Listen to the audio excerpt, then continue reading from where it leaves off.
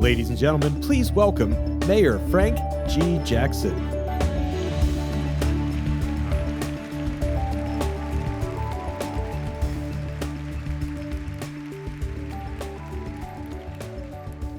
Well, good evening. Well, thank you. And how are you doing? Good, good. You know, I want to thank all of you for attending my State of the City address. And I want to let you know how much I appreciate it. Not only you who've come here today live, but those who be on social media and radio, wherever it is that you're viewing or listening. I want to tell you how much I appreciate you taking the time to do that. Now, before I get started, I want to clarify a few things for you. Now, I know you've heard a lot about me and my family. Now, let me just be clear. My family is my family. All right? And I do not apologize to anyone about my family. All right? Now, I'm no different than you. No different than you. I don't live in a bubble.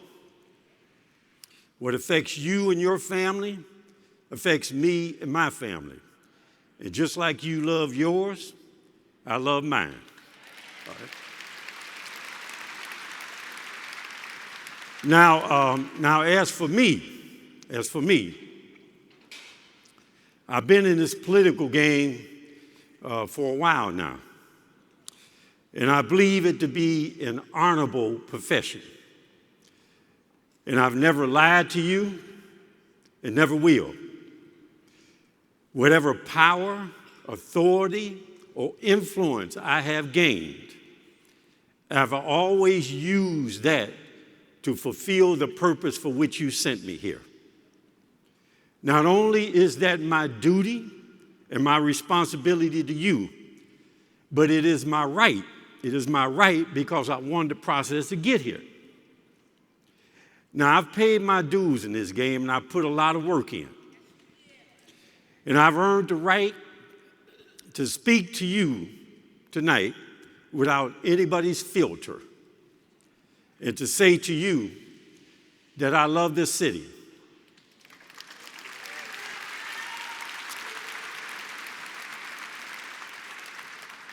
And that I have put the work in to help get this city to where it is today. But with all of that, I love you more.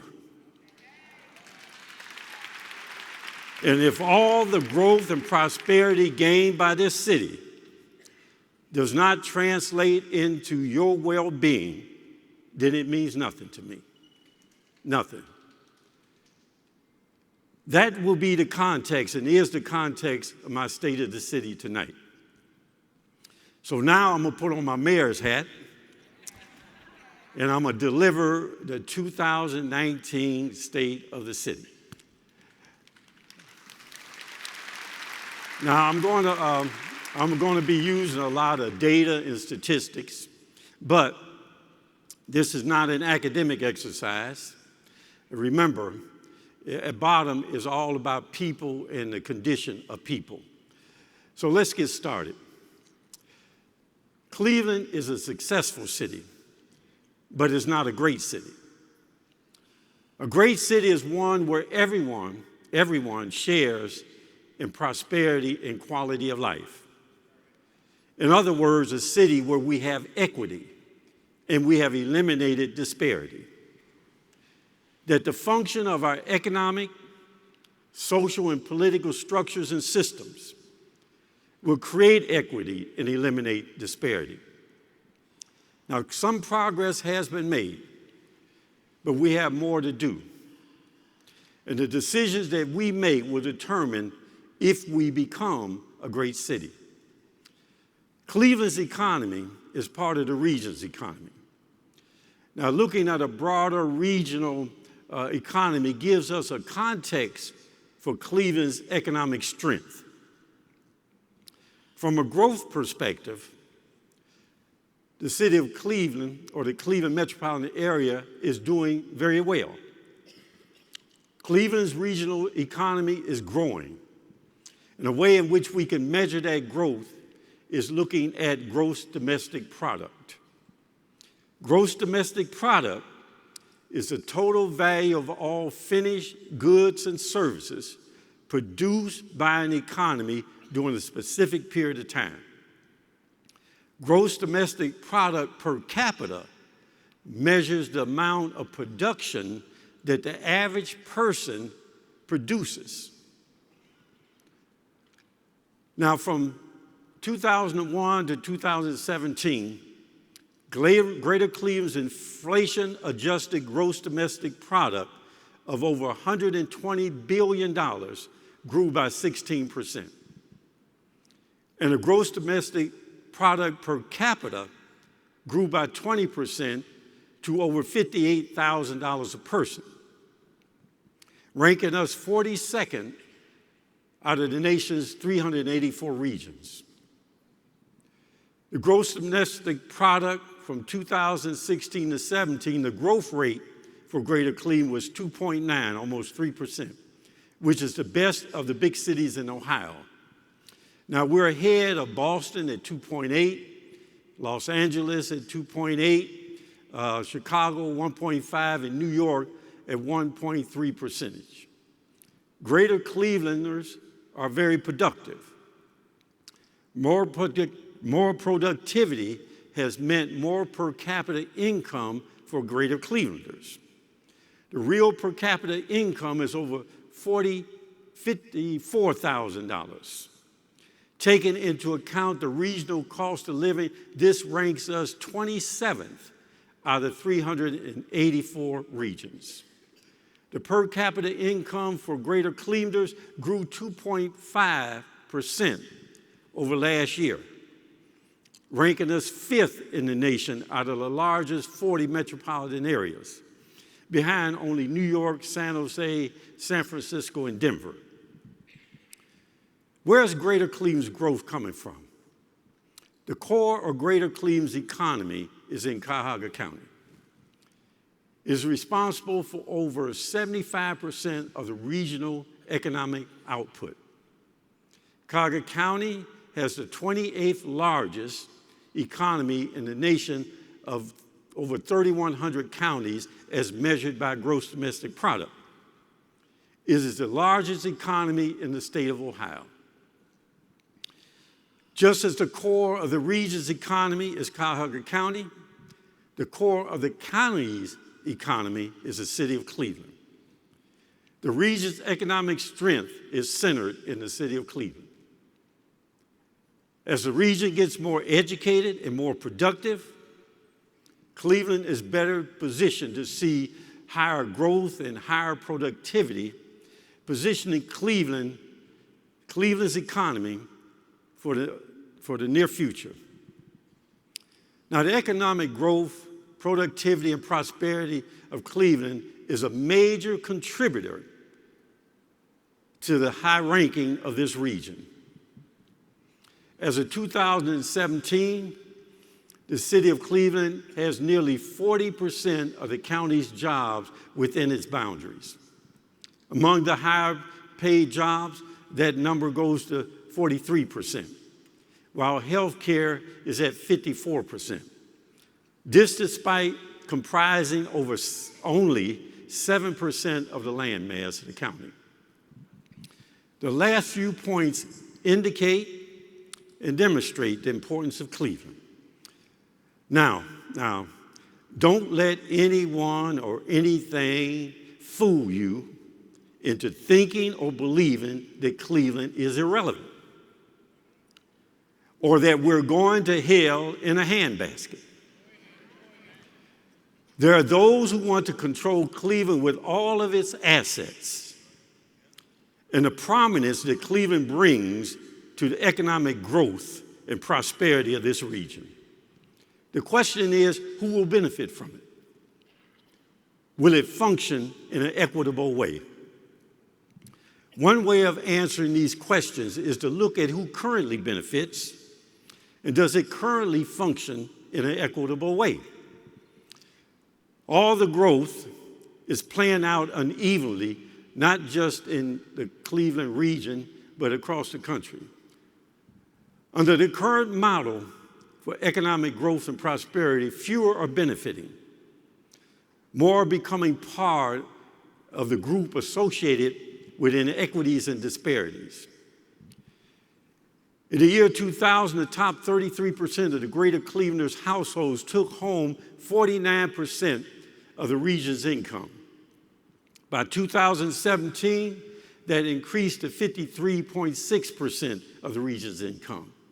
Conversely, the income share of the middle third decreased from 31.4% to 28.7%, and the bottom third from 19.6% to 17.7%. The nation's largest success stories under the current way of measuring success have the worst disparity in income, particularly between whites and people of color. Among the nation's 40 metropolitan areas, San Francisco has the largest gap between white and black households with over $55,000 gap. Minneapolis, over $44,000 gap. DC, over $41,000. Boston, over $39,000. And Philadelphia, almost $38,000. Now, Greater Cleveland is 14th in the gap with over $32,000 gap. Boston has the largest gap between white and Hispanic Latino households with over a $42,000 gap, followed by DC with $40,000, New York with over $37,000, Philadelphia with almost $30,000, and San Francisco with a gap of over $36,000. Greater Cleveland ranks 15th with a gap of over $22,000. Now, these inequities and disparities exist in Cleveland and all over the nation. 58% of the region's workforce who are employed in production and low-skilled jobs have seen their median wage decrease from $19 to $17 per hour since 2001. Why? A couple of reasons are globalization and automation. This allows for economic growth of the owners of capital, at the expense of the economic security of the producers of capital, who are the workers. The share of the national income going to the top 1% was 10.7% in 1980. The top 1% has over 20% share as of 2015, which is the highest since 1930. Meanwhile, the income going to the bottom 50% declined from 20% to 12%. Simply put, the top 1% is capturing the spoils and the growth of prosperity, while many others are losing out. In addition, inequity and disparity is no longer solely associated with poverty, race, or minority status. Middle and upper middle income people, along with non-minority populations, are being pushed into the status of inequity and disparity. Now, this is a recipe for economic, social, and political disaster. This will only get worse as time goes on under the current model of economic growth. Innovation and technology will accelerate it when we use it under the current model of growth and prosperity. Inequity, disparity is institutionalized in our current models.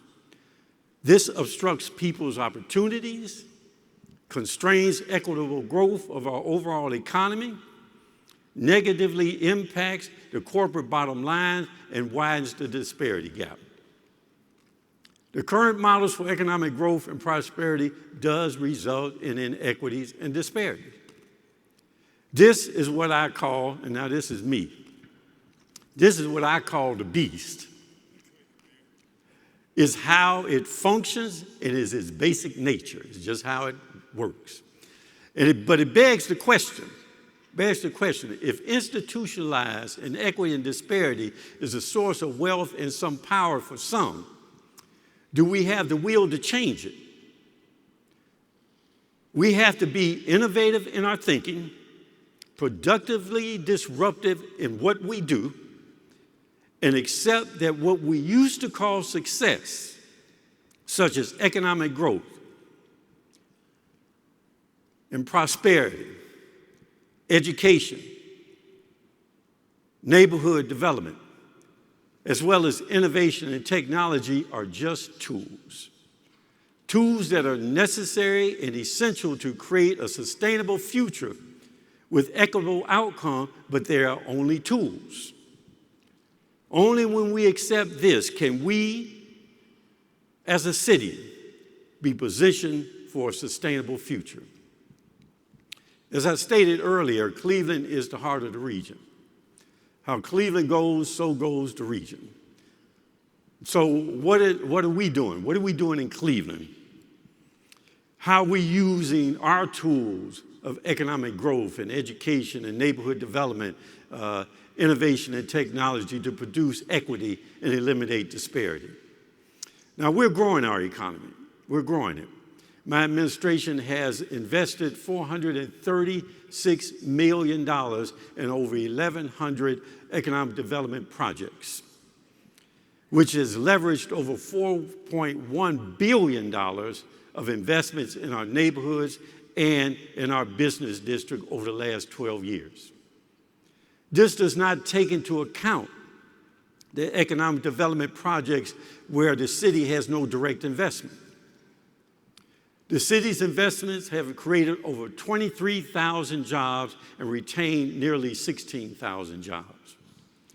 We have cleared, cleaned, and repurposed 143 acres of vacant and contaminated properties and demolished over 10,000 structures in preparation for additional development opportunities.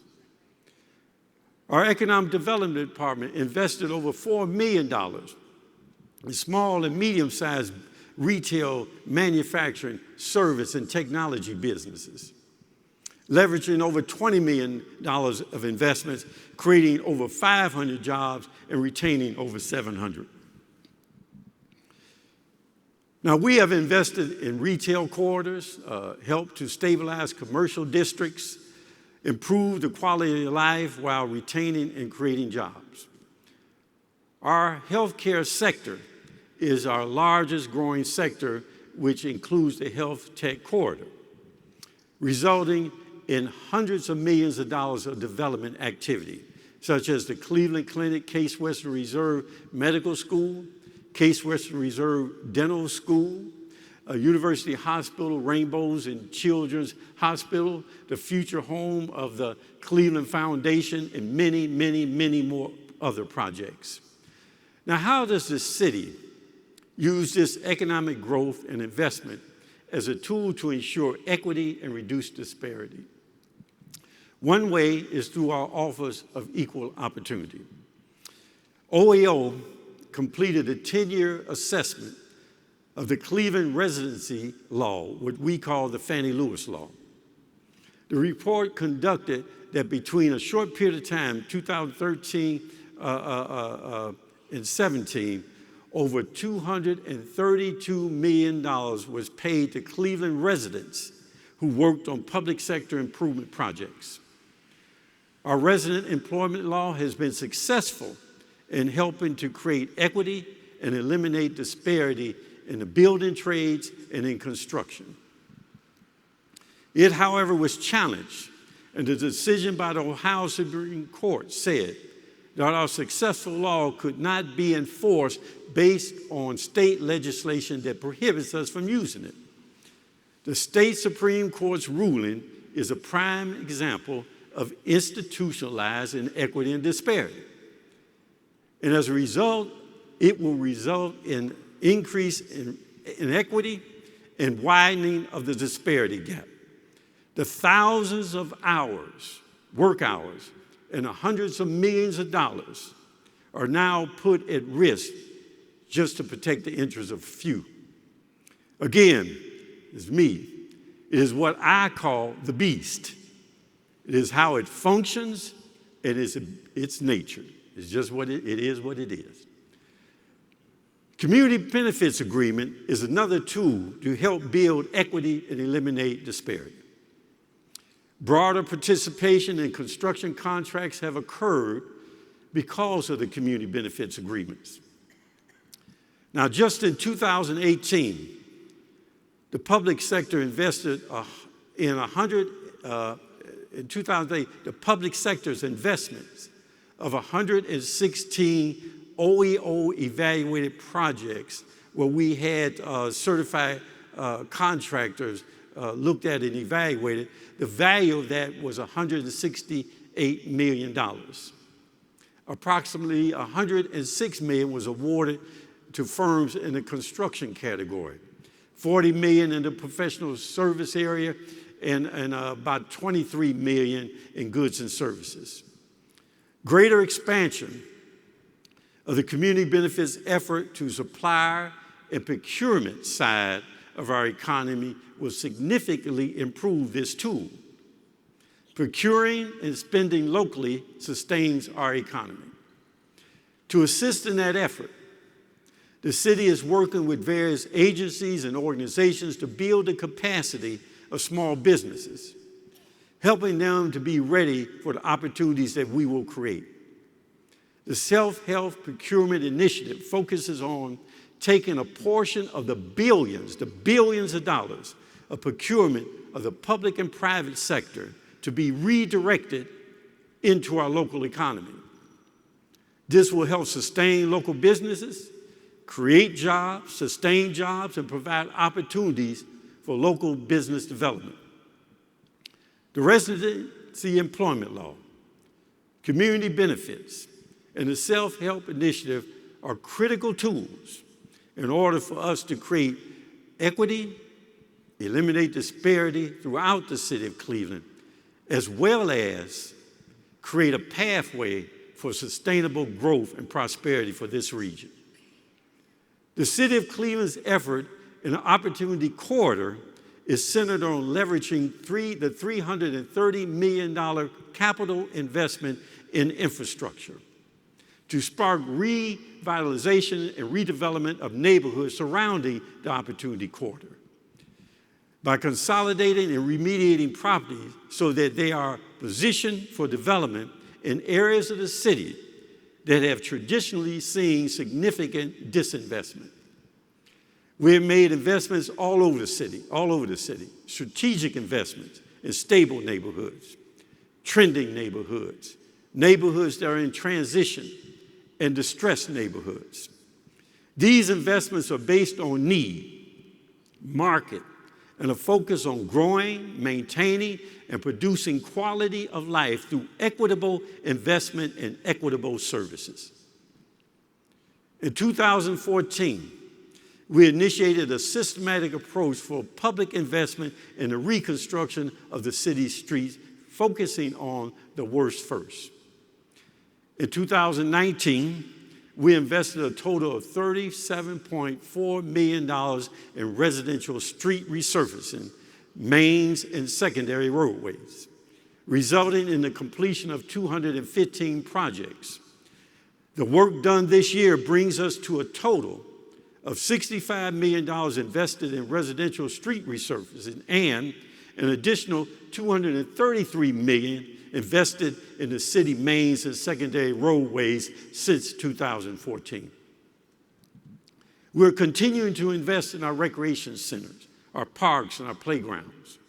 This year, we're allocating millions of dollars to make critical mechanical and electrical system upgrades, to construct a new JFK Recreation Center, making improvements to roofs and exteriors at Stella Wash, Hamilton, Sterling, Zone and Gunning Recreation Center. We're building a new skating rink at Halloran. In addition, we're allocating resources to reconstruct and renovate city parks, baseball fields, tennis and basketball courts, and purchase new playground equipment. the repair of the Highland Mausoleum, new gatehouse at the Woodland Cemetery, HVA, plumbing, and roof repair at 5 fire stations, and the construction of the new Fire Station 26 being planned. We're investing in repairs at our EMS headquarters, designing a new stable for the police mounted unit, creating a safety town, a miniature replica of an actual town that teaches children lessons about fire, pedestrian safety, traffic, guns, poison, and drugs. The city's division of neighborhood service is focused on providing direct service to all of our residents, providing assistance to seniors to repair homes, roofs, porches, and other repairs. Our Repair Home program maintains and repairs homes in neighborhoods throughout the city of Cleveland. We're committed to the remediation of lead by working with the Lead Safe Cleveland Coalition. The Community Engagement Healthy Homes Initiative deploys community engagement specialists in neighborhoods to improve the quality of life of residents, the city's housing stock, and to administer a paint program. The city is conducting a comprehensive property tax study to encourage equitable development across the city and to keep long-term homeowners in their homes as appraisal values increase, so that the cost of home ownership does not force them out of their homes. The Neighborhood Transformation Initiative is focused on distressed neighborhoods to create wealth and increase market value. In the neighborhoods of Glenville, Clark Fulton, Buckeye Woodland, and along the East 79th Street corridor. All these programs and others are designed to support stable neighborhoods, maintain the momentum of trending neighborhoods, stop the decline of transitioning neighborhoods, and to rebuild our distressed neighborhoods. Now, education. Education is critical and essential as a tool to create equity and eliminate disparity. Research shows that closing the educational achievement gap can be one of the most beneficial strategies for economic gain, social gain, and individual gains. We continue to improve on how we educate our children. Our Pre-for-Cleve is in its 5th year and has created high-quality preschool programs and increased enrollment in preschools. The Cleveland Plan is a blueprint for educational reform and is designed to increase the number of high-performing schools within the city of Cleveland. While there is much more to be done, we are seeing some tangible positive results. The graduation rate of all CMSD students increased by 26% since 2012 to put us at over 78% graduation rate. African American students increased by 4.6 points over last school year to be at 79.8%. And the rate for Hispanic students increased 2.7 points over last year, putting us at 77%. Now, CMSD students continue to close the achievement gap. 85.3% of the 3rd graders were promoted to the 4th grade this year, having met the 3rd grade reading guarantee. The Higher Education Compact is another one. A Higher Education Compact was formed in 2010 and works to prepare our young people for college. Specifically, the compact focuses on academic preparedness, going to college or gaining some form of post-high school credentialing, and enhancing the completion rate of our college-bound students.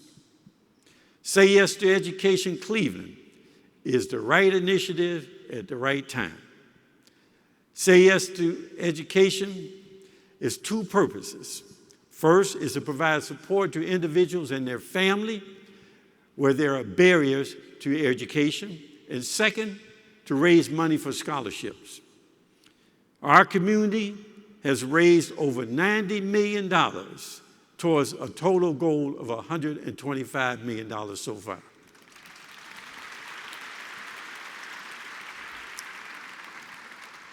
This will be used to provide tuition support to eligible CMSD graduates over the next 25 years.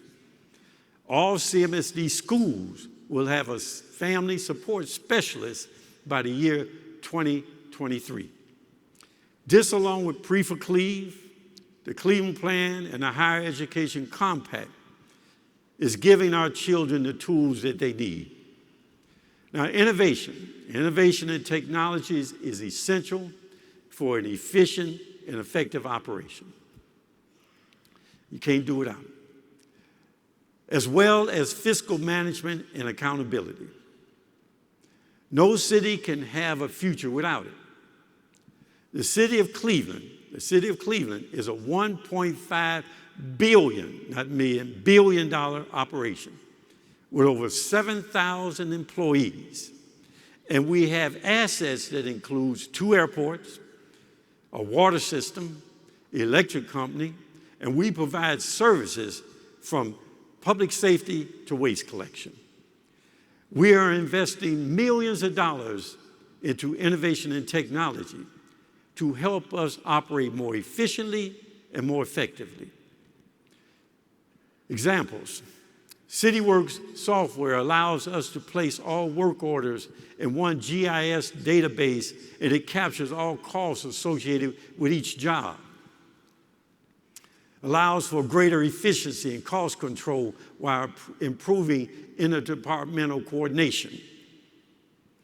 We have installed automatic vehicle locators, allowing us to track vehicles and improve accountability.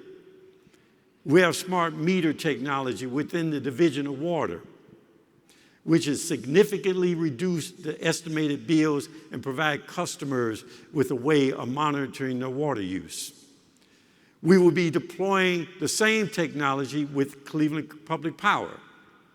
The Division of Water is currently utilizing technology to allow them to better monitor for permits and to create an electronic way to review plans. And we are deploying waste collection management software to verify services and to create more efficiency. Now, before I go on, all you directors out there, and I didn't mention your stuff, don't get angry. I only got a few minutes, all right? So now these are just a few examples of the city's use of technology and innovation to help the city be more efficient in providing service at a reduced cost. Now, innovation in technology is essential in fighting crime and enhancing public safety. One example is our real-time crime center, a critical component of our violence reduction strategy. The Real-Time Crime Center provides timely intelligence and information to investigators and other responders. Cleveland was one of 10 cities accepted into the 2019 Public Safety Partnership awarded by the Department of Justice. This provides an innovative framework, resources, and technical assistance from the Department of Justice to enhance support in our investigations, our prosecutions, and also in the deterrence of violent crimes, particularly crime related to gun violence, gangs, and drugs. Again, these are just examples of the ways we are using innovation and technology in our public sector, in our City of Cleveland operation. Now, investing in innovation and technology, businesses, is part of what our Economic Development Department is doing to spur our local economy, because that is where the future is. We have supported businesses that are doing some very innovative things in this new economy. Example, IBM Explorers has invented real near real-time cloud-based solutions for medical affairs, clinical development, health economics, research, and other applications. Abeona is a fully integrated gene and therapy company at the forefront of a rapidly advancing field in genetic medicine. Cleveland Heart Lab Quest Diagnostic is bringing biomarker technologies to market that are predictive of cardiovascular risk, and they have expansive global intellectual property portfolio that includes over 50 issued and pending patents.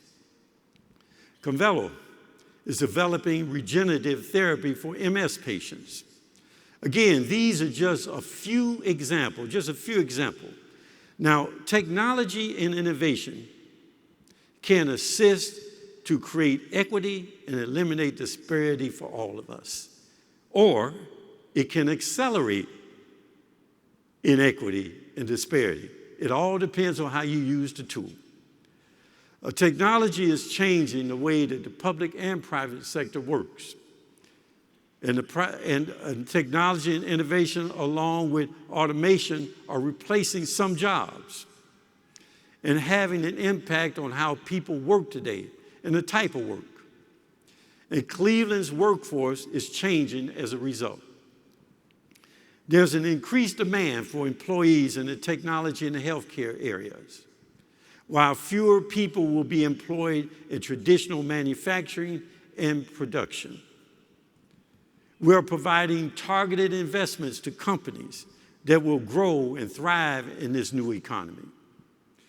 Investing in building spaces to provide locations where companies can grow and develop, creating attractive places where people will want to work, creating a city where people and businesses want to invest.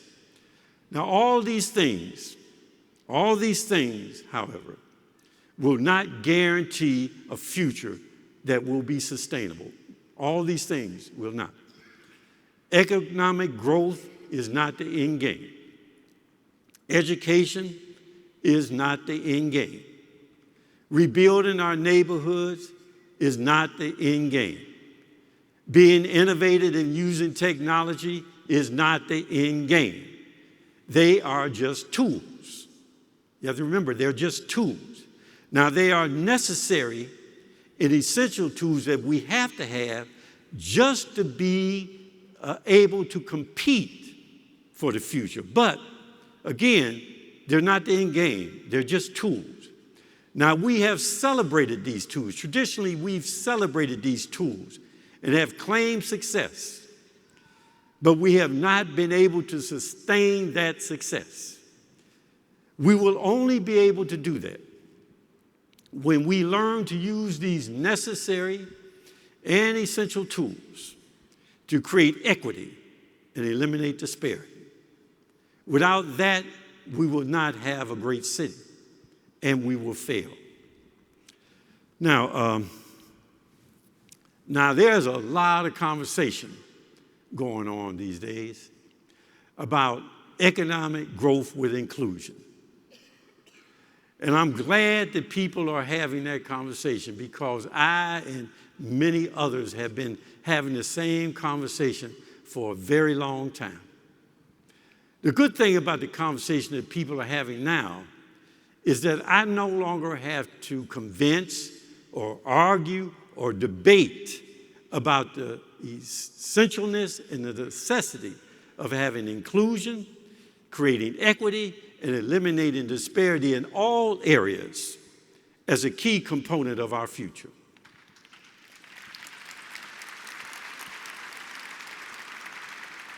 And I will say, in general, Cleveland is beginning to accept it as a necessity and an essential component of our economic growth and future. What they say now is, we just don't know how to do it.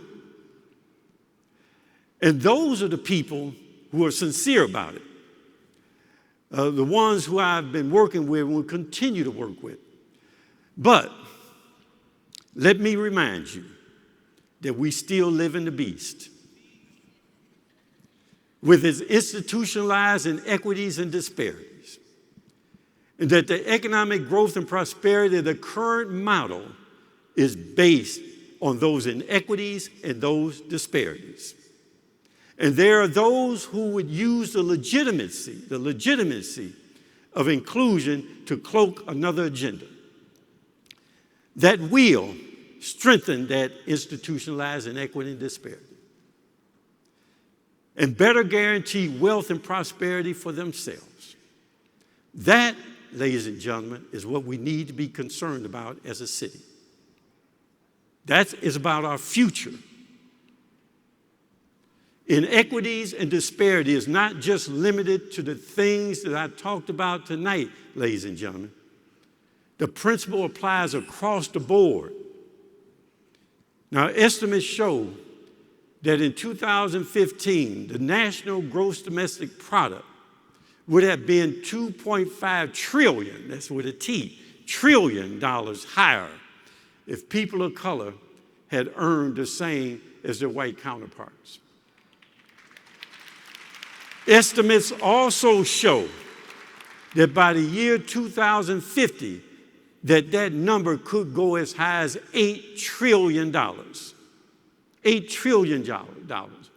Now just imagine, I won't be long, just imagine if we closed the disparity gap in education, if we made sure there was equity in the access to health care, if we closed the disparity gap between the earnings of women and men, and removed the disparity in housing and created equity in our criminal justice system, and that the right people were at the table when discussing policies, determining direction, and making decisions on the next step. Just imagine what that $8 trillion figure would turn into. If we want to see that kind of growth, ladies and gentlemen, if we want to see that, then you know what? We're going to have to put the work in. You have to put the work in. You ain't going to wish it to happen. You got to put the work in because it will, and it's also a change in attitude, because it will not happen by accident, nor is it guaranteed to happen. It won't just happen for those of you who believe this. It just won't happen because it's the right thing to do. It will only happen because we make it happen. Muchas gracias.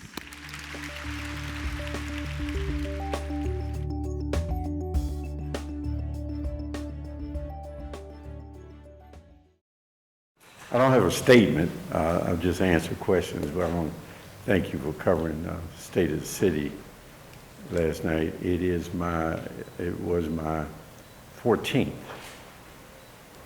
state of the city. Okay, so any questions? Anybody? I do have a question. Yes. Sorry about that. My name is Afie Scruggs. I'm from WCPN. Mm-hmm. You mentioned people who would use Cleveland's development to enrich themselves. Mm-hmm. What exactly were you talking about? And were you talking about any particular person or entity? Could you No that? particular. I mean, it's just the way, as I mentioned, the beast operates. We live in, our economic system is based on profit, which is not bad. Matter of fact, of all the systems is probably the better. But when you have profits that are derived from not the well-being of people, but more about the exploitation, then it becomes a very bad system. And what I was speaking of, that whenever you have inequity and disparity as the institutionalization of that system, then it is primarily based on that exploitation side because it maintains that inequity and disparity. And that is what I was speaking of. And so there are those who would not want to change the status quo and maintain that way of operation because it is to their benefits. No one particular person. It's just the way it works. But it also can work the other way, which I believe our economic system was intended to work. And that is that through supply and demand and directing of resources, you can wind up creating a better quality of life and prosperity for everyone. And I believe that is that was the original intent of the philosophy and concept of our economic system. And I was just saying it doesn't work that way. We do have indicators to show that there's a lot of money being made. There's a lot of profits being made. There are a lot of wages being earned. But as time goes on, fewer and fewer people become part of that group, and more people become part of the group who is getting less of the benefit. And that's what I was talking about. It was not about any particular person. It was just about we as a society have to change that approach that says that it's okay to make money off other people's expense, when in fact it wasn't originally set up that way. Let me ask you another question. I have to take your headphones off because I get an echo. When we are talking about Cleveland, you're talking about income inequality Right. and inequity.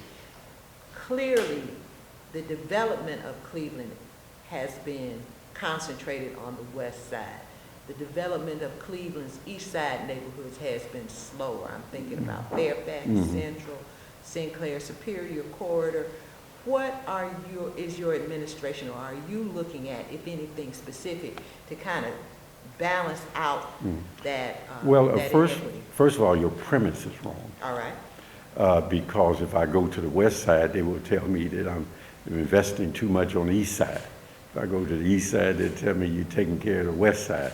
I take care of the whole city of Cleveland. What you find is the opportunities for development is primarily on the east side. The institutions that are where you have the highest concentration of employment, whether it's up in University Circle, going down the healthcare corridor, places like that, downtown, all that's on the east side.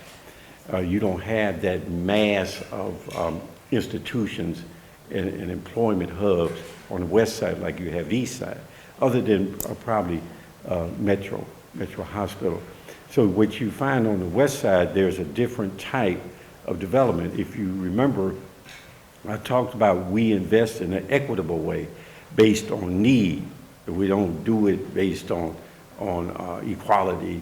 It's just like having kids, and I know y'all do have, where you give one kid something, the other kid want it even though they don't need it, right? Well, that's not what we do. We invest and we apply resources to areas based on what they need in terms of an equitable benefit. And so you'll see in my speech, I said that's why we invest strategically in stable neighborhoods that are stable. And a lot of those neighborhoods are on the west side. We invest in trending neighborhoods that are trending, whether it's Howell City, Tremont, Detroit Shoreway, Larchmere, they're trending. And we invest accordingly with them. Then there are neighborhoods that are in transition. There are some of those neighborhoods exist on the west side of Cleveland. There's a large number of them on the east side of Cleveland. Then you have distressed neighborhoods. And that's where you have heavy concentration of poverty and all those negative social and economic indicators. That is why, and to get to your question, what are we doing about that? That's why I talked about our Neighborhood Transformation Initiative.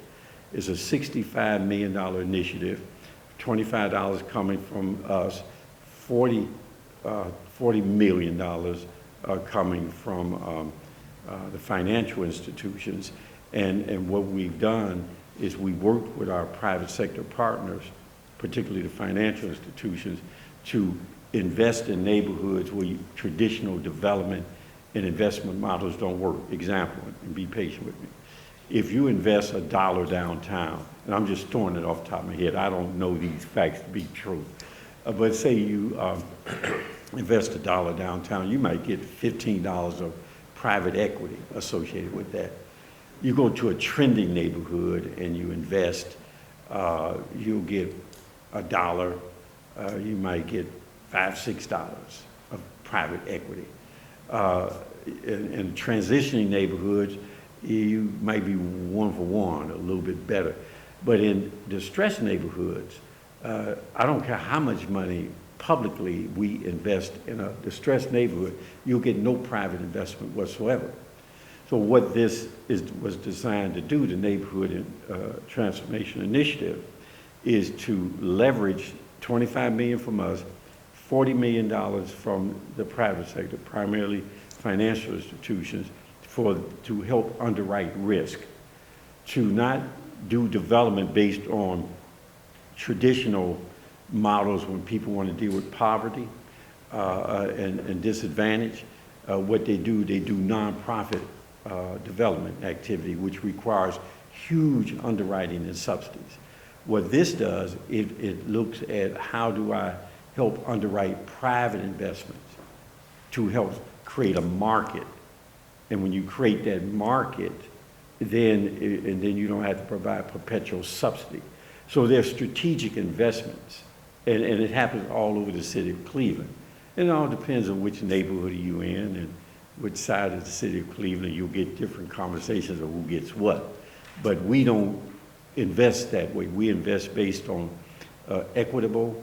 We have equitable investment strategy based on need and with a goal to raise everyone's quality of life and standard of living. That's our approach to it. Yes, ma'am. Mayor, you didn't really mention a lot about how to get these violent offenders off the street. Mm-hmm. You had 101 violent deaths this year alone, including the innocent little girl over the weekend. Mm-hmm. What do you plan to do to get these violent offenders? Well, again, my state of the city wasn't designed to talk about that in particular. I could have recited a lot of problems and could have recited a lot of things we're going to do and probably gotten a lot of amens. But that is not what I did. I talked about the underlying causes of all the dysfunctional social economic issues. And if we do not address that, I don't care who the mayor is. I don't care who the mayor is. Then all we'll be doing is having the same conversation about how we're going to address crime, how we're going to address violence. That's what so I did not talk about that because crime in and of itself is just a symptom, is a manifestation of an underlying ills and the underlying things that are going on that are completely wrapped up and bound into these issues of inequity and disparity, completely. If there was, if people had a good education and they had the ability to provide for themselves and their family in a way that there was not just constantly having to scrape for it, you would find street level crime. A good education and a good job or ability to own and operate a business, you'll find street level crime will consistently go down, right? Now, it doesn't mean that well-educated people and people with money don't commit crime, a la Wall Street in the Great Recession that we had. So that happens. But if you're talking about like street level crime, the average person, you have to deal with those underlying causes as to why it is they do what they do. And that's what my speech was about. And even though we didn't mention the enforcement side other than the Real-Time Crime Center and working with the Department of Justice and the U.S. Attorney's Office here on some initiatives to help deal with enforcement. My primary purpose was to talk to the underlying thing. Now, let me switch a little bit to answer your question. I just want to give you the context of my speech. But let me switch a little bit. We have one of the biggest problems we had, because of budgetary constraints primarily, was the ability to keep up with attrition in the division of police. There would be more police officers retire than we could bring on. Now we have 4 or 5 classes a year. I think this year, I don't know how many we had this year. And we've graduated those classes, and now we're ahead of the attrition. So that's one thing. So so what we have budgeted in terms of police, we're staying close to that budget amount. Then what we're doing is that we are applying technology and innovation to help them deal with crime and have them better be able to enforce. I don't care if it's in DNA kind of stuff or like we're doing this, these LED streetlights. I don't know, those of you who've gone down streets where you see these LEDs, it is much brighter. The illumination is greater, right?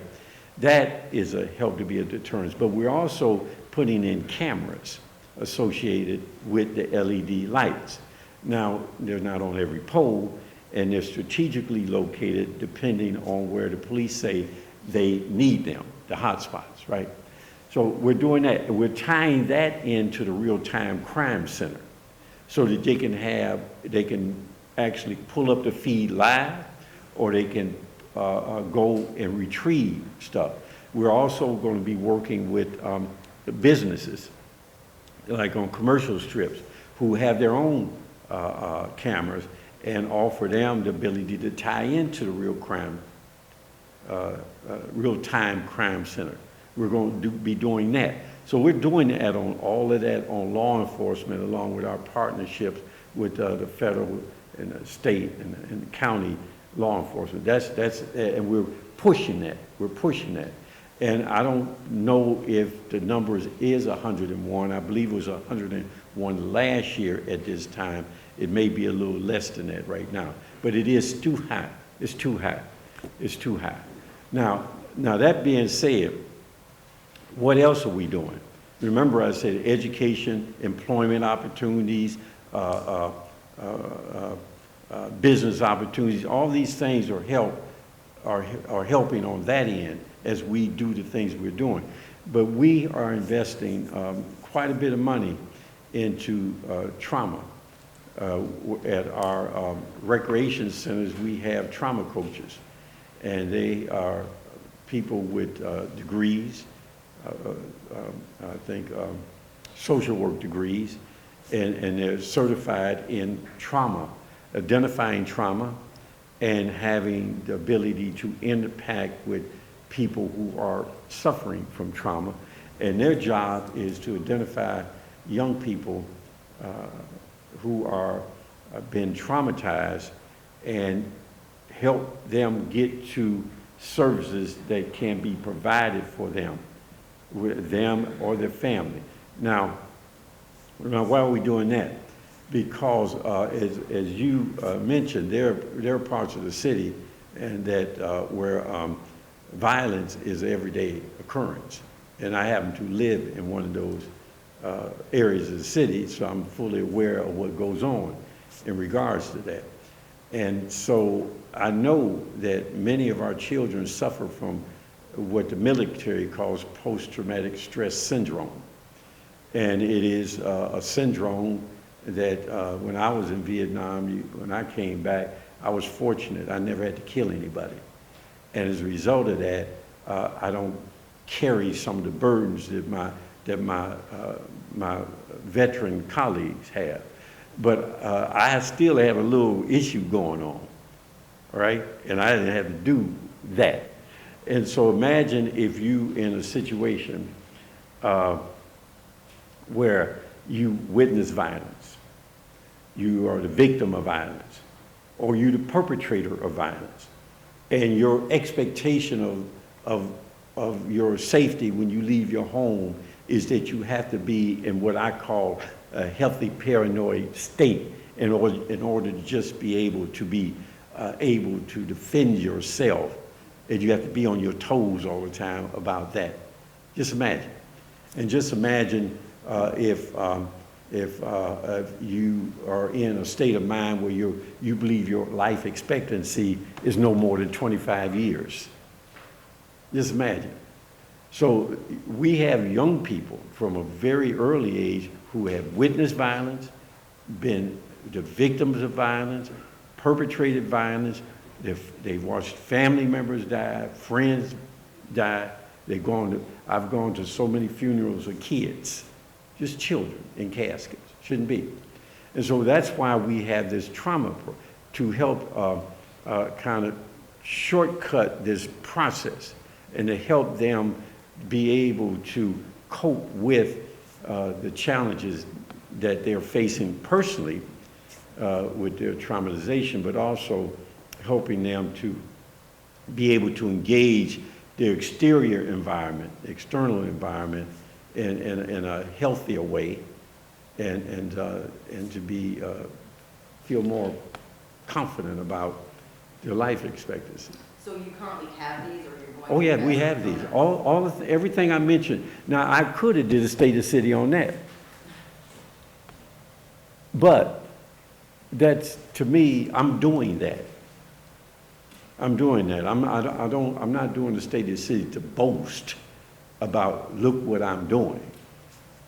But you're focusing a lot I'm focusing on the future of the city of Cleveland and what I believe is the underlining things that will determine whether or not we have a future.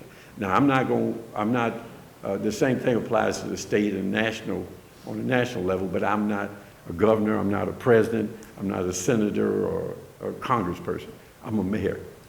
I deal with my little world right here.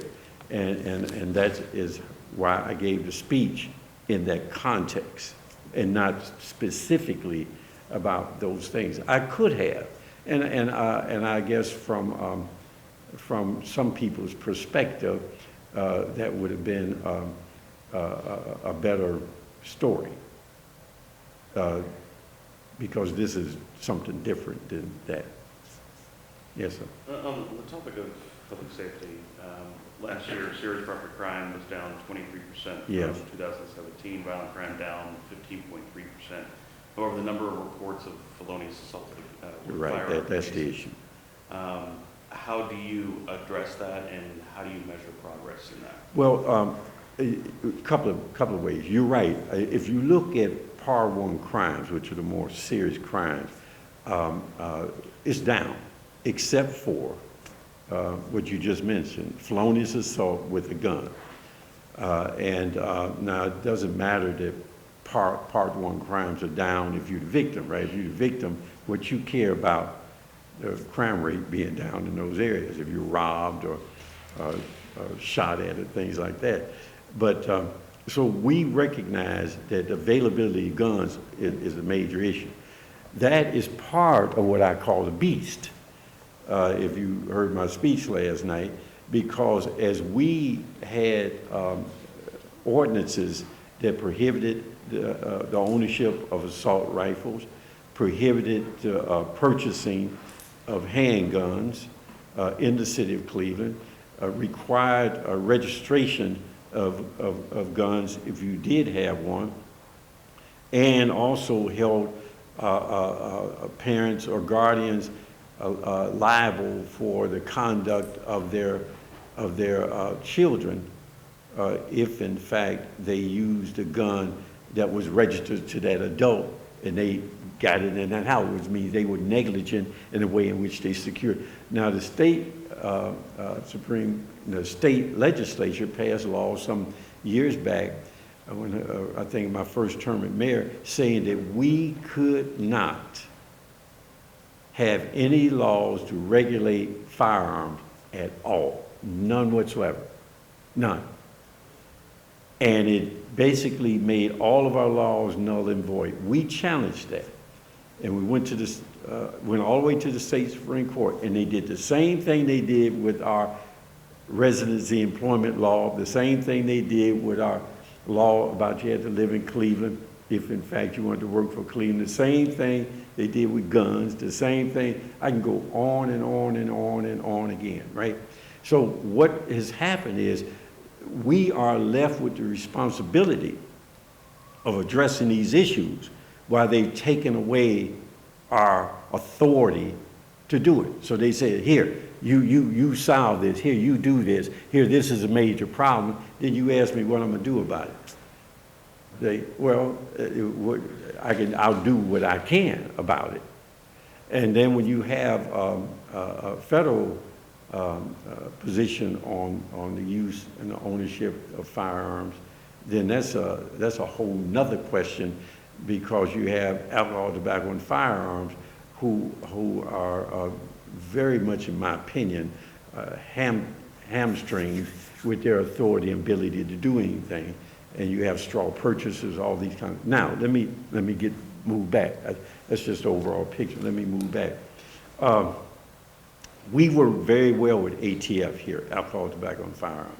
We work very well with the U.S. Attorney's Office here.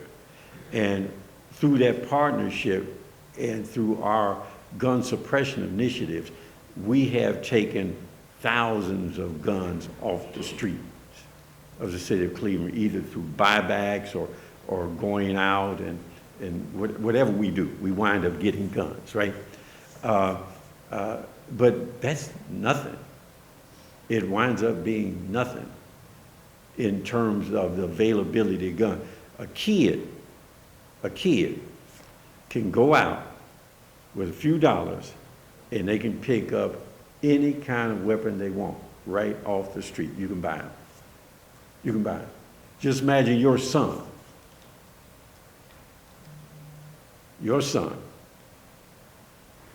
deciding that they want an AK-47, an AR-15, a Glock 9mm, and you got them a little job and they earn a little money, and they decide, well, I'm not going to buy me some tennis shoes today, I'm going to buy me a Glock. You can do it. That easy. Brand new out of the box. Or something that's stolen, right? Something that may have been used in a crime, all of these things. So what we do, we work with our partners, we do the best we can under the situation we have. We have our gun suppression initiatives, our people go out, special units just go out and that's all they do. They just go out in the neighborhoods and try to collect, try to get guns. We have gun buyback. I think we're going to have another one coming up pretty soon. But the issue here, in terms of felonious assault, is that the availability of guns in the hands of children is a dangerous proposition, because the way they think and the way they behave, particularly if they're in that post-traumatic stress mode, is very dangerous. Very dangerous. Will the Safe Smart Cleveland initiative, Real-Time Crime Center, and Right. these other initiatives that your administration has undertaken, will they show measured progress? That is right. You have to find a baseline. You have to find a baseline, and then you see the impact of what you're doing on that baseline. And it takes a while to do it, because you find some aberrations going on, sometimes up, sometimes down. But you'll find over a period of time you'll get a trend. It'll be stable, it'll go up, or it'll go down. Part of the Real-Time Crime Center, not only does it have the ability to help in investigations and all that other kind of stuff, and have real-time feed, or you can go back and capture it. It also keeps data, and it also is able to talk to other kind of, in the real-time crime center, we have what I think they call it the fusion unit. This unit, it can take forensic kind of things. They have the ability, you can just touch something now and they can find out you touched it, right? So or if you have automatic, that's why some dudes are going to revolvers, back to revolvers now, because if you have a semi-automatic pistol and the casing comes out, they can pick up the casing, and if your DNA is in a bank, they can connect you with the casing. So many times what they're doing now, they're going back to revolvers. So there's no casing left behind. And so we have those kind of things going on. So if you can take all of that and you put it all together, then you can see in a coordinated, strategic way how you impact it, but it takes some time. When we finally build our new police headquarters, we will have a very large space in there that is dedicated just to this forensic investigatory type of thing, the real-time crime center, the fusion, all these kinds of things will be there. Right now, they're at 205 St. Clair, and the space is smaller, is functioning the real-time crime center, but it's not fully blown like we intended to be. Mayor, following on Afi's question, would you define the development forces, the market forces that are leading to growth in the trending neighborhoods as part of the beast? No. That is part of just the natural occurrence of our market-driven system. You know, that's not it. See, what you find with the trending neighborhoods is that they were at one time declining, transitioning, or distressed. Every one of them. I know you can remember when Ohio City was a place people didn't want to be, and if you lived there, you were a pioneer. It's like you were going out into no man's land in Ohio City. That wasn't too long ago, you know, maybe 15, 20 years ago. Is a more recent occurrence with Tremont, and Detroit Shoreway is probably the most recent of them all. But all of them were in some way of declining or had reached some distress situation. So what happened was they had one thing that helped them physically, and that is they kept the bones. They still had a commercial strip. Whereas you go on Central, you go in Fairfax, you go up in to 105 and Glenville, all those areas up in there, all the retail commercial is gone. So in order for it to come back, you have to rebuild it. You have to reinstitute it. Well, in these neighborhoods that are trending, and Larchmere being one, Shaker Square, Little Italy, places like that, well, they kept the bones. And even though they were not in the best of shape at one time, it was easier to invest in that existing infrastructure and get things built. Now, the difference here is trending neighborhoods don't produce anything. They just, not like a tangible thing, they produce quality of life or like a lifestyle. Well, they produce new residents who are paying Yeah, taxes. that's what I'm saying, lifestyle. That's what Those residents pay taxes. No, that's what I'm saying. That is the outcome of it. But however, they don't make anything. They don't make anything. They're residential. Right. What people live there because they're purchasing the lifestyle. And the people who want to live in that lifestyle tend to be people who, as you say, are employed, have careers, they pay taxes and things like that. That's a good thing. Oh, that's great. That's great. And so the trending neighborhoods are just, is a market-driven thing, to the point that a lot, let's say Ohio City or Detroit Shore, even Tremont, Little Italy, because you covered some of this stuff, where you had a lot that was a couple of $1,000s, somebody might be paying $50,000, $60,000 for the same lot. It's just not too long ago, they only pay a couple of $1,000s for it. So a developer buys it, and in order for that developer to get a return on what they're investing there, and to accommodate the people who want to live there, they want to build up. It's this whole density issue, right? They want to build up. Well, you have the traditional people been living there a while, say, I don't want to see that thing in front of me. And so you have this inherent conflict in this trending, this investment in this market-driven, and the market price going up, all this stuff going up. And now in order to make it economically viable for developers, they have to go up. See? And so that is one of the things that we're attempting to deal You have with. a city built for 1 million people that has 390,000 people Right. in it, so Right. where would you like to see people? Well, no, that's not what you're right. But see, the point is that people don't want to live over here where I got all these abandoned houses and vacant lots, right, in the distressed neighborhood. They want to live in the trending neighborhood. And so, yes, you have people coming, and the trending neighborhoods are growing in population like this. But in order to do that, they don't have the space. They don't have the vacant lots. They don't have those kind of things. They don't even have abandoned homes anymore. And so in order to accommodate the demand to live there, developers are building up, which is causing conflict between the people who currently live there and the developers attempting to deal with this density issue.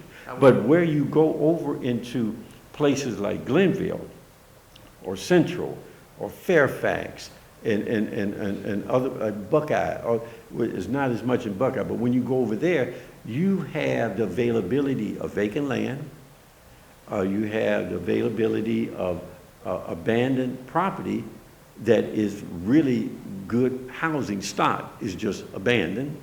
You have access to transportation, whether it's public transportation or highways.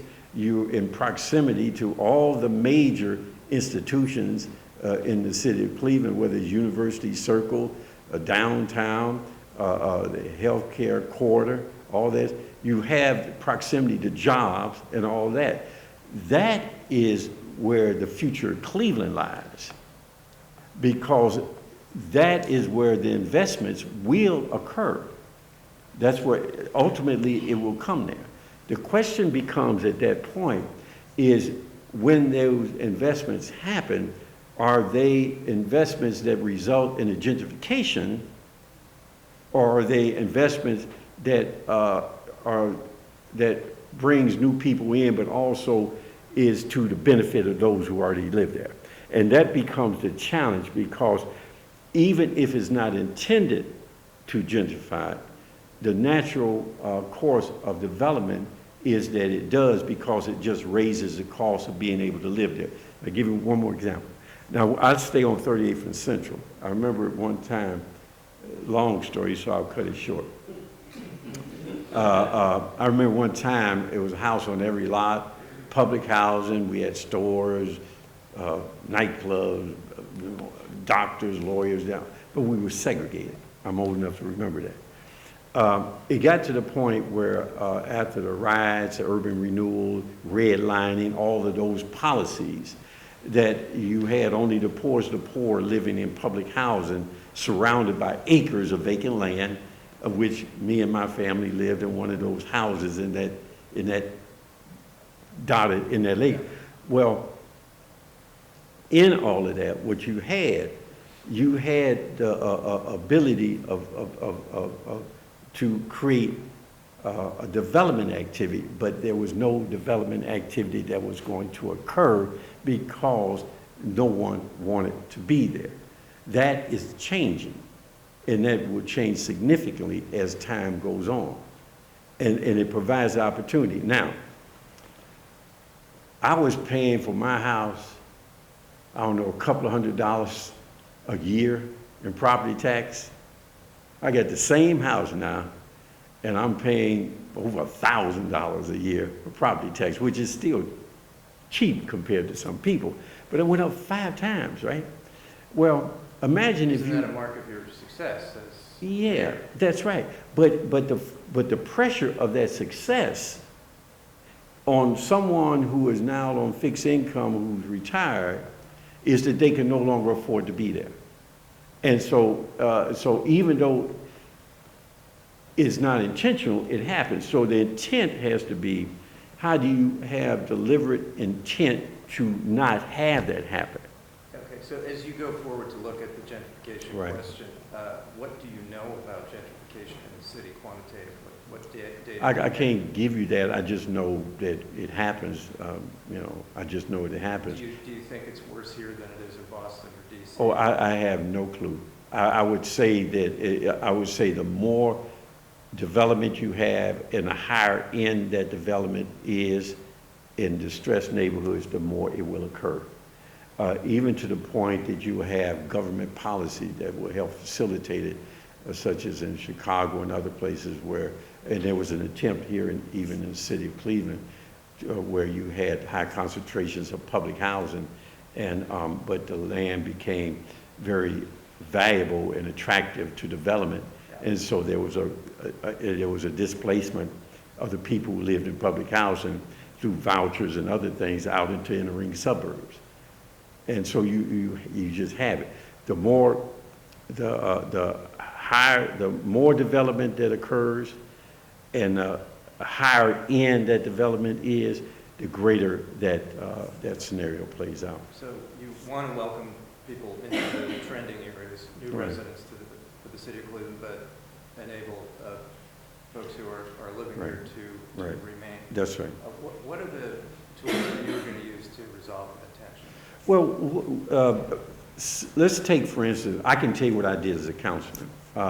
One of the things I did, I wouldn't allow systematic inspections on homes of people who had been there for decades. I would not.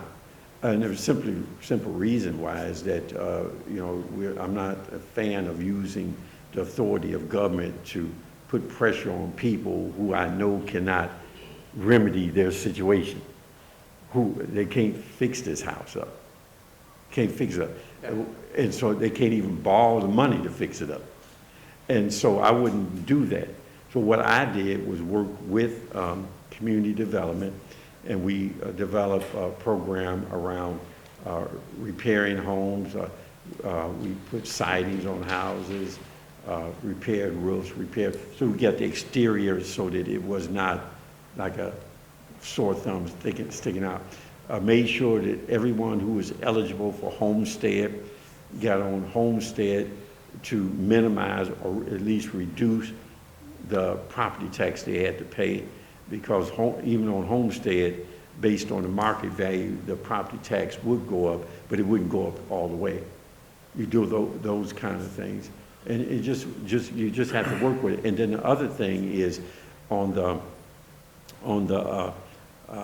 attempting to encourage children and grandchildren to come back and take up the property of their parents or grandparents who may be on fixed income, but the children and the grandchildren will have jobs and they can come in and they can help support. And you're looking at tax pay.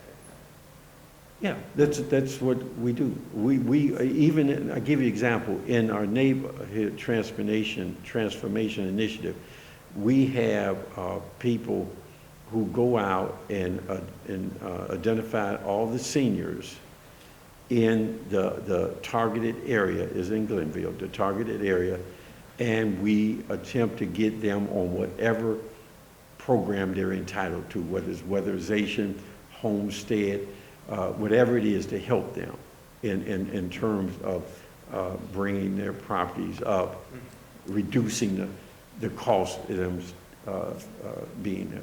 So yes, that's what we're attempting to do. And lastly, on density, what's your posture going forward? Is that a Well, density, case-by-case issue? Nah, I think we need a better policy. The fact that we are doing it case by case is a big problem, because there's a fight every time, right? Right. And The yeah. developer comes into Little Italy, and the last project That's got right. approved, and now this one doesn't. Yeah, see, that doesn't work. That's not fair to the good. developer. Right.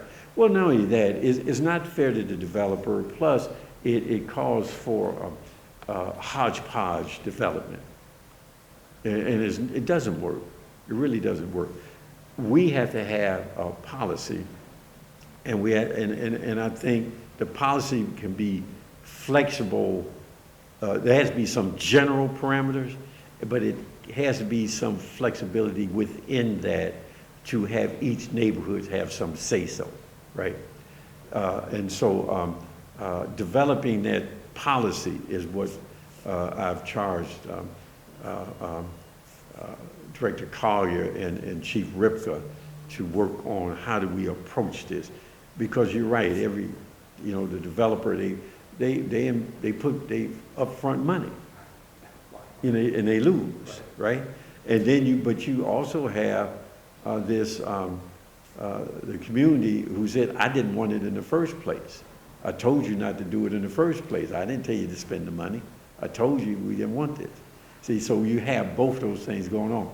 Having a clear understanding, if you're going to develop in this neighborhood and you're going to do density, here are the requirements. Now, you can choose to invest or not. And I believe that there will be people who will take a buy, and then there will be people who will invest.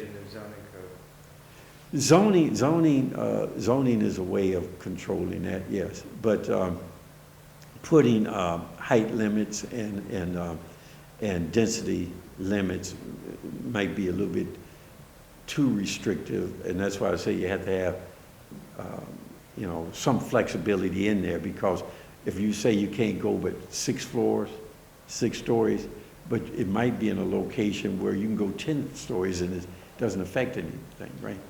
So there has to be some flexibility in that. I'd like to ask one last question. Nobody else does. I have a couple. Yeah. Last night, Mr. Mayor, you did address the controversy surrounding your family. But how do you assure the public that they... Look, I'm not answering, and I talked to anything I said last night in regards to my family, you just pull it up. But it was a part of... You just pull it up. You just pull it up.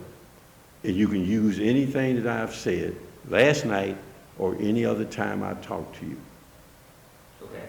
Well, since that was a short answer, I'd like to give another question then. In terms of your relationship with the media, it seems like we don't get these roundtables as often maybe as we used to. Mhm. Is there a new strategy that you have in dealing with the media? And how do you sort of use media when you say things like, you can trust me or you can trust them or believe me or believe them? That is an exact quote. Well, no, look, one thing I can tell you about me, that I don't start off a certain way. I start off in a way that I believe is respectful and professional. But it don't mean I can't do something else either now. But that's not my choice, that's yours. That's yours. So, well, I mean, you just, whatever I said, it is. I don't need to explain it. But see, you... Oh, no, I don't. I don't have to talk to anybody.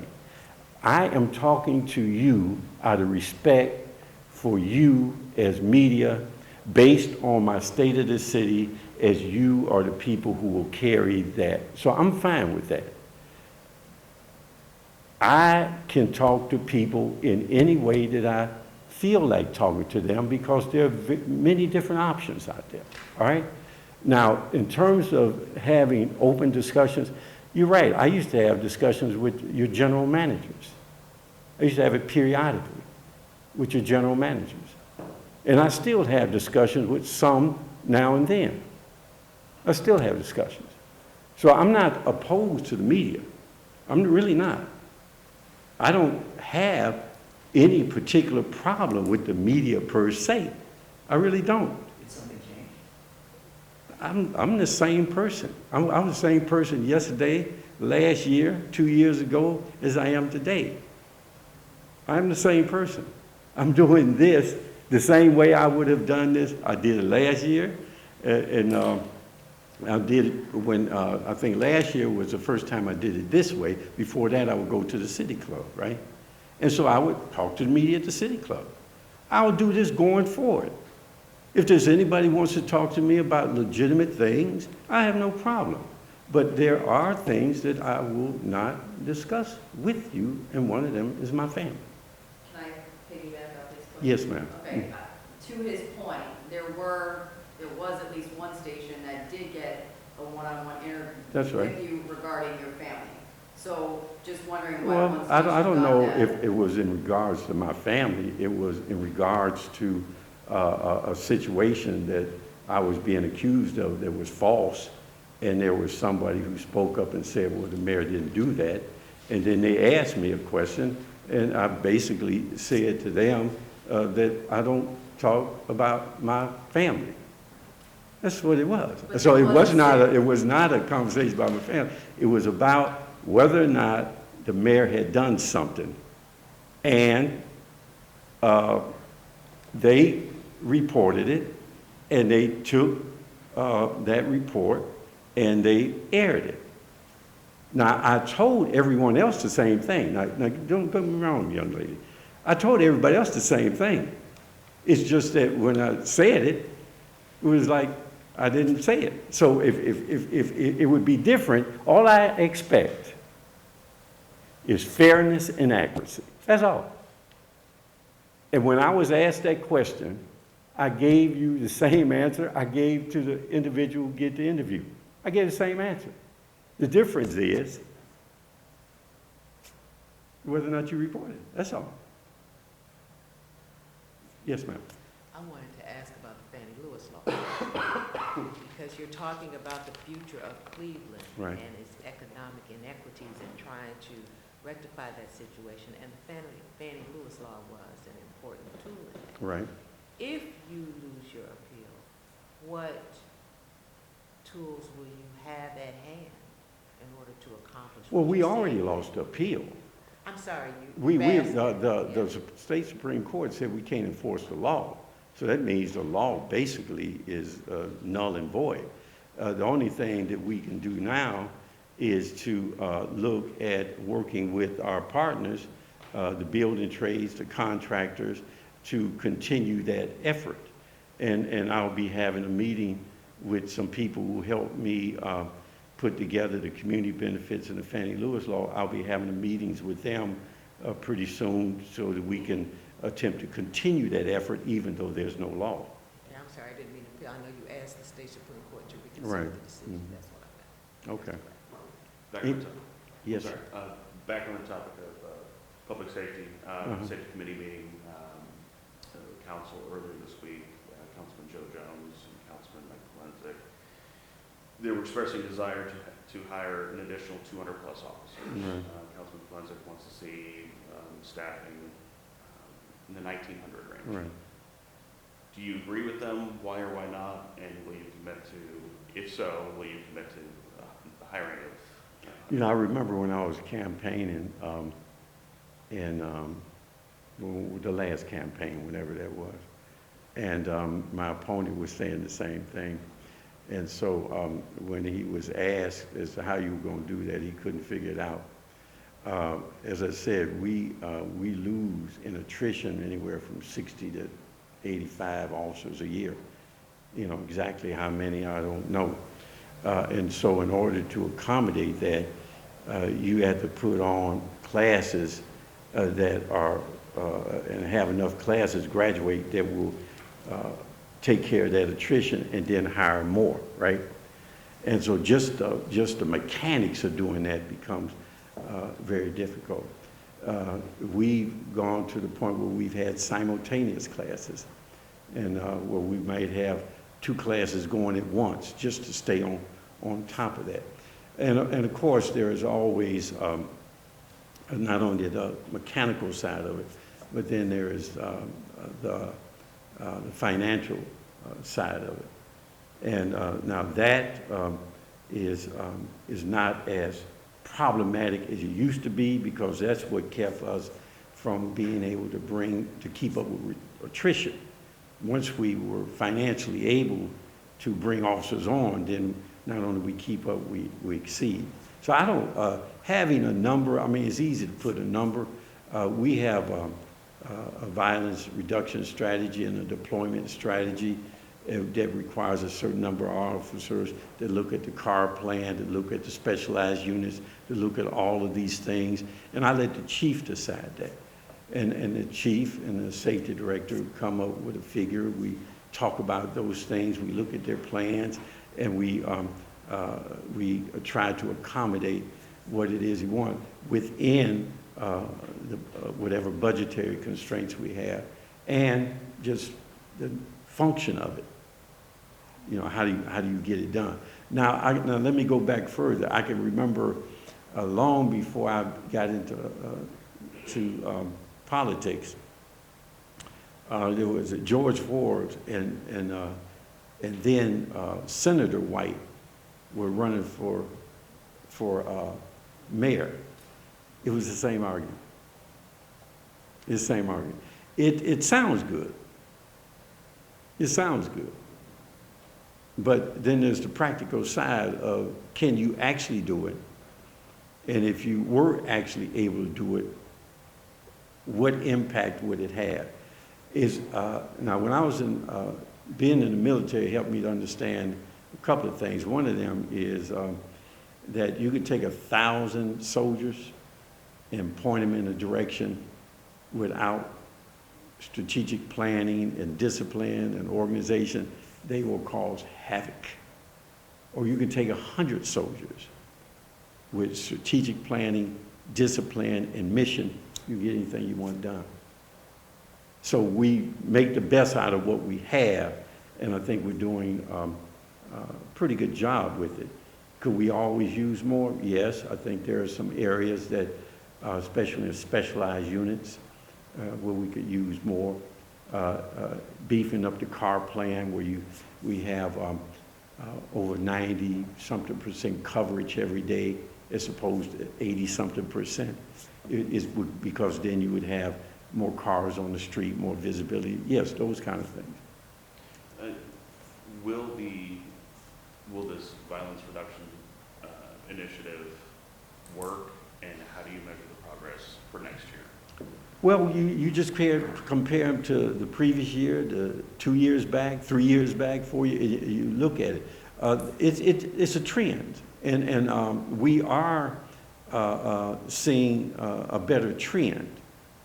And one of the things about being under the consent decree is that it gives us the ability to have a strategic blueprint in a lot of areas, not just in terms of use of force and training and all that other kind of stuff, but it allows us to have this blueprint that gives us better control and better ability to have real reform.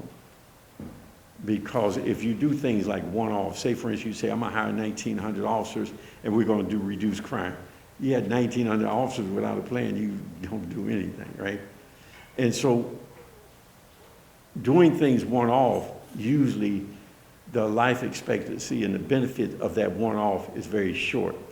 Doing it in a comprehensive strategy of reform is a much better process. And that's one of the things the consent decree has given us, to have that more of a comprehensive look at public safety and how we use the tools of technology and innovation and manpower and all that to have a better outcome. So the consent decree actually turned out to be pretty good, not just in terms of community and police relations and use of force, but also giving us a framework to operate under. Will that trend continue, the positive trend? Huh? Will the positive Oh, yeah, trend? yeah. Look, everything that we're doing is designed for a positive trend. Now, how successful you are will be proven, right? And that is what I'm talking about in terms of having a baseline. You have a baseline and then you measure from there. Because I can go back, if we used a baseline of some years back, I can remember when I was mayor, I forget what year it is, we had like 75 homicides. And that was it for the year. But is that the baseline? So we had to, and then I think last year was 120 something.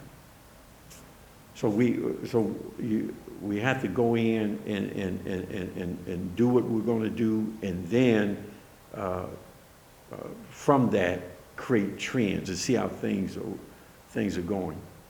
But I will say, law enforcement in and of itself will have an impact, but it will not be as significant as people think, believe me, without the addressing of the underlying causes that result in people engaging in crime.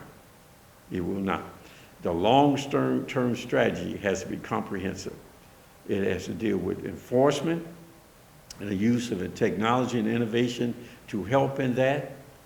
And it has to be intervention where you go in and you attempt to intervene in regards to those who are on the bubble or those who have gone one way and you're trying to bring them back. And then you have to do prevention. Those are three. If you don't do all three, then you will not be successful. In the end, you will always be chasing your tail, and you will not see, you may see some modest trending, favorable trending, but you will not see the significant trending that we would hope to see. You won't see it. Mayor, we're right at just over an hour. All right, anybody else? So those of you who I don't speak to, y'all got another one? So we've been here an hour. Is that sufficient for you? All right, I appreciate that. Thank you. Thank you very much. All right.